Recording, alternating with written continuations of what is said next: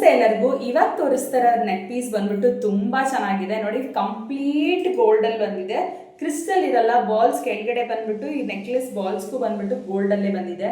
ತುಂಬಾ ಚೆನ್ನಾಗಿದೆ. ಇಯರಿಂಗ್ಸು ಅಷ್ಟೇ, ನನಗಂತೂ ತುಂಬಾ ಇಷ್ಟ ಆಯ್ತು ಈ ನೆಕ್ ಪೀಸು. ಬಿಕಾಸ್ ತುಂಬಾ ಚೆನ್ನಾಗಿರುತ್ತೆ. ತುಂಬಾ ಜನಕ್ಕೆ ಈ ಕಾಸ್ ಪೀಸ್ ಬೇಕು ಅಂತ ಹೇಳ್ತಾ ಇರ್ತಾರೆ. ಸೊ ಕಾಸ್ ಹಾಕ್ಸಿ ಮತ್ತೆ ಪೆಂಡೆಂಟ್ ಹಾಕ್ಸಿದೀವಿ ನೋಡಿ. ಜಸ್ಟ್ ಕಾಸ್ ಇದ್ರೆ ನಾರ್ಮಲ್ ಆಗಿರುತ್ತೆ ನೋಡಕ್ಕೆ.